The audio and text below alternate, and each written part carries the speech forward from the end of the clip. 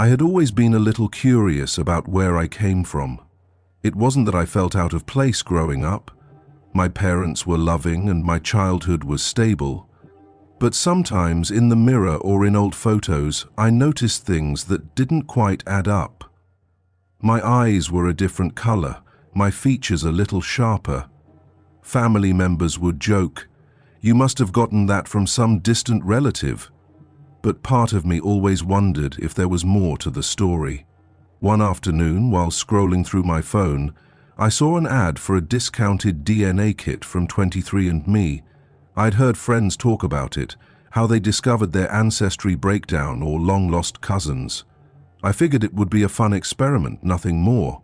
So, without overthinking it, I ordered a kit, sent in my saliva sample, and waited.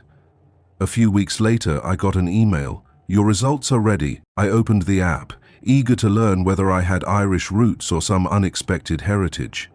The ancestry chart was fascinating, but what really caught my eye was a section labeled DNA relatives. At the top of the list were 3 people marked as half-siblings. My hands froze over the screen. Half-siblings? That couldn't be right, could it? Suddenly, this light-hearted curiosity had become something else, something much deeper. I stared at the screen in silence, my heart pounding. The questions I'd buried for years were beginning to rise to the surface, and I had no idea that my life was about to change forever. For hours after seeing those names on the screen, I couldn't focus. My mind kept spinning with questions. Who were these people? Where did they live? Did they know about me? Should I reach out? Or would that be crossing a line? Eventually I clicked on one of the profiles. Her name was Sarah, and she looked to be around my age. Her bio said she was from Michigan and worked as a graphic designer. Then I saw the second name, Daniel, a firefighter in Ohio. The third was Emma, a teacher from Illinois. I read their short bios again and again, looking for clues. Could they really be my siblings? I hesitated for days before messaging them. My first message was simple.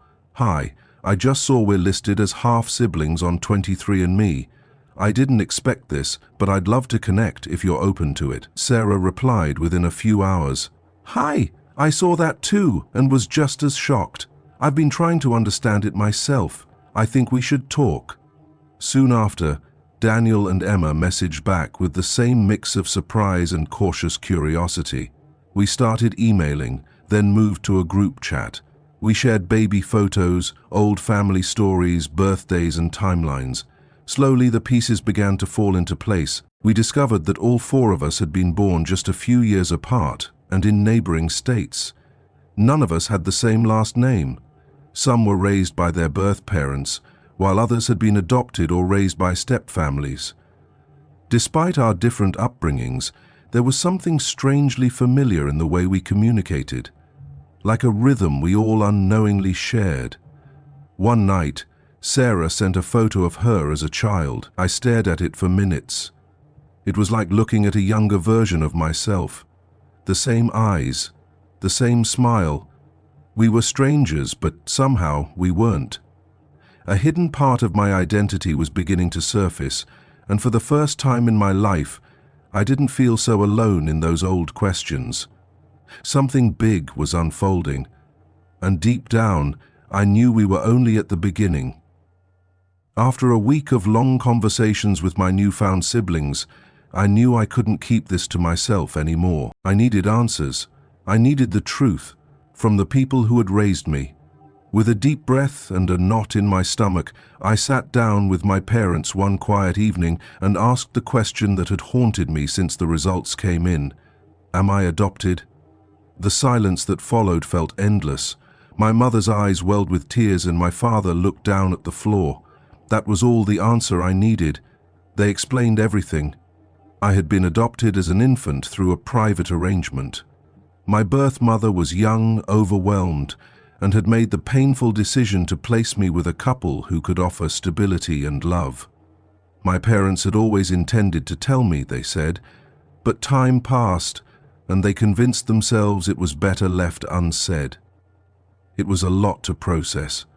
I loved them deeply, but I also felt a strange mix of betrayal and relief. All those years of wondering, the quiet doubts I had buried, finally made sense. My identity, something I had never fully understood, was beginning to unfold. Through more digging, my siblings and I pieced together the broader story. Our birth mother, whose name was Caroline, had passed away several years ago. She had given birth to multiple children, often under difficult circumstances.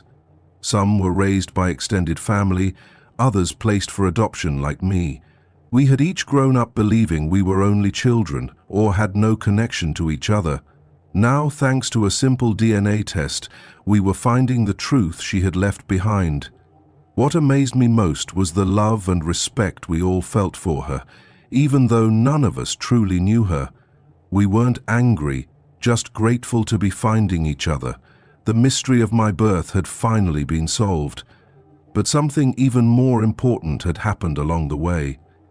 The beginning of a family I never knew I had. After weeks of late-night chats, shared memories and old photos sent back and forth, the four of us decided it was time we needed to meet in person.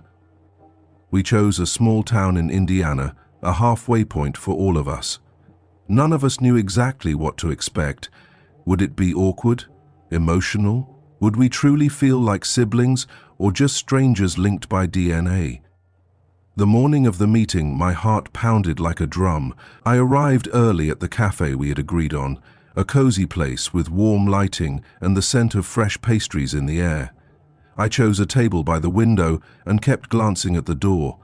Then I saw her. Sarah. She walked in with a cautious smile, and I stood up immediately. Without a word, we hugged. It wasn't forced. It felt natural, like something long overdue. Minutes later, Daniel and Emma arrived. We hugged, laughed nervously, and stared at one another in awe. "You look so much like our mother," Emma said, her voice trembling. "I can't believe this is real," Daniel added. None of us could.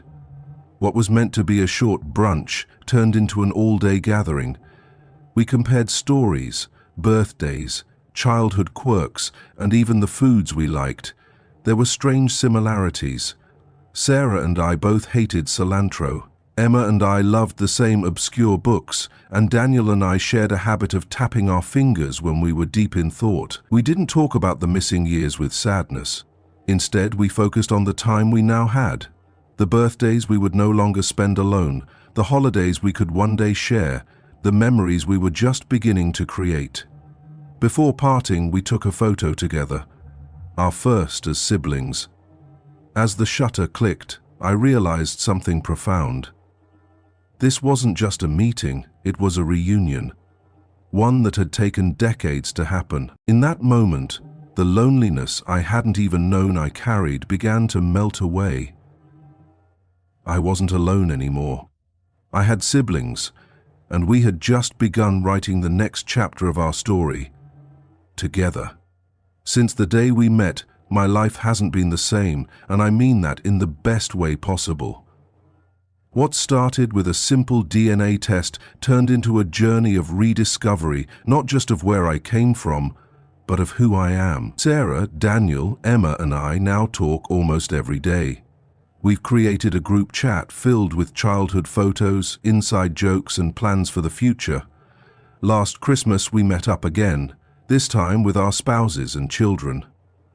Watching our families blend so naturally felt like witnessing something sacred, broken pieces coming together to form something whole.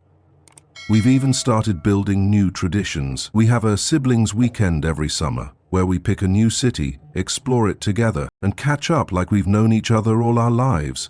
We laugh a lot. We cry sometimes too. There's healing in every story we share, and every silent moment we spend just being present. Sometimes I still look at our group photo and feel a surreal wave of disbelief.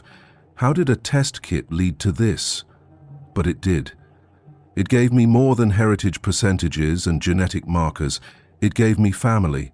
My adoptive parents have been part of this journey too. After the initial shock, they welcomed the siblings with open arms. Family doesn't get smaller, my mum said. It just grows. And she was right. Finding my biological siblings didn't erase my past. It enriched it.